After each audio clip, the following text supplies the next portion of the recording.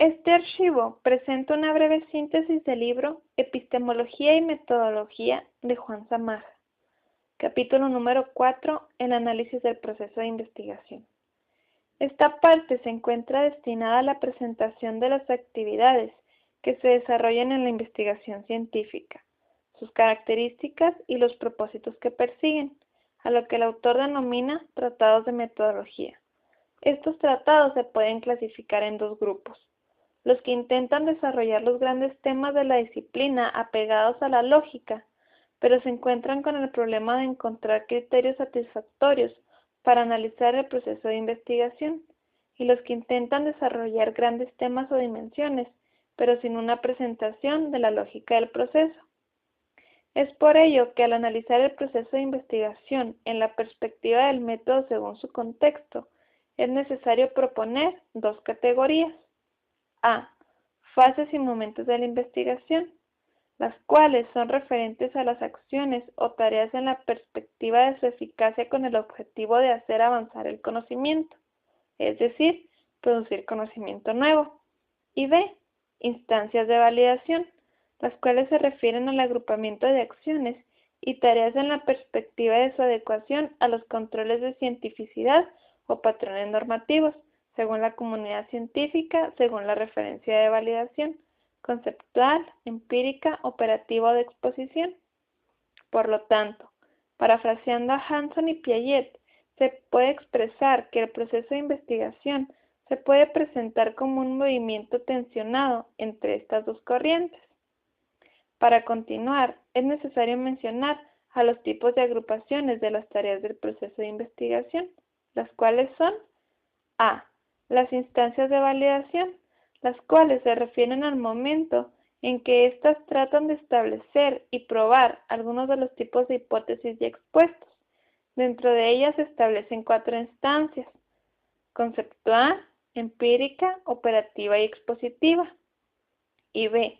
La agrupación de tareas, entre ellas que admitan una relación de tipo antes-después, a las cuales se les llama fases, puesto que una se desprende de la otra y además se explican entre sus relaciones. Para continuar, es necesario entender y ampliar este tema a través de la explicación de la validación de las hipótesis, ya que en todo proceso de investigación éstas se encuentran involucradas. A estas hipótesis podemos clasificarlas como sustantivas, auxiliares indicadoras, operativas o de generalización, y retóricas. Aquí es necesario destacar que de acuerdo al tipo de hipótesis es su validación, es decir, cada hipótesis tiene una forma distinta de valoración. A continuación, se establecerán las fases del proceso de investigación.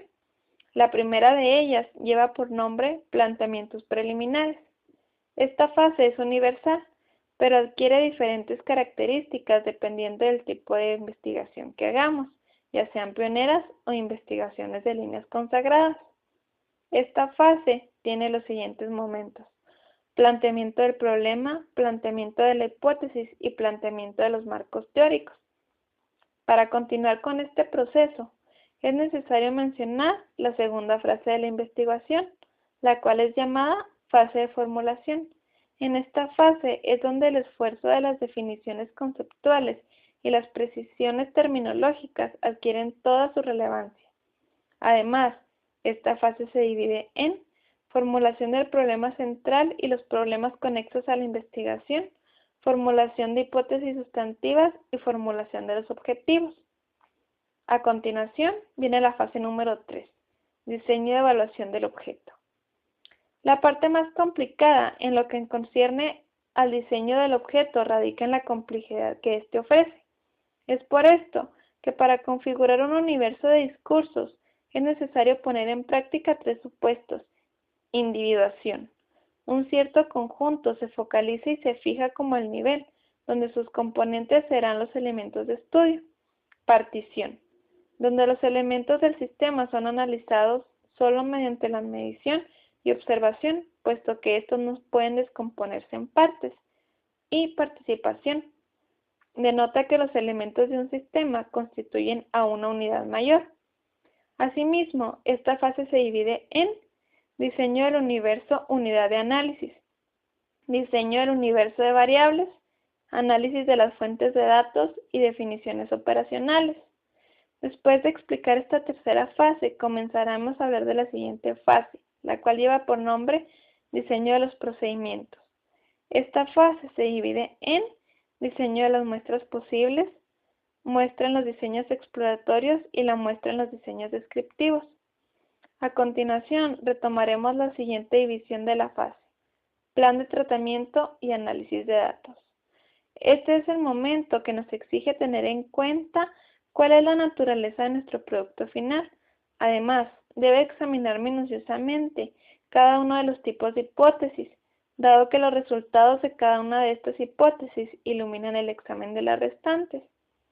Luego, debemos prever las tareas y los procedimientos que se aplicarán para procesar la información, es decir, para intentar reconstruir el objeto de estudio en un objeto concreto. Es en este punto que es necesario resaltar que ante el análisis de los datos, Galtung agrupó este análisis en dos familias: análisis centrado en la variable o análisis vertical y análisis centrado en la unidad de análisis o análisis horizontal. Para dar fin a este capítulo, Samaha hace mención del último momento de la fase número 4, construcción de los instrumentos.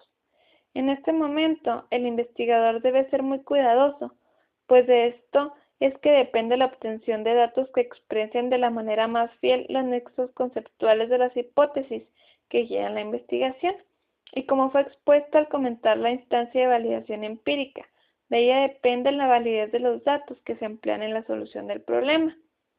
Dentro de este momento se aprecian dos divisiones muy importantes: la operacionalización y finalmente queda la construcción del dispositivo natural. Con esto doy por terminado el capítulo número 4.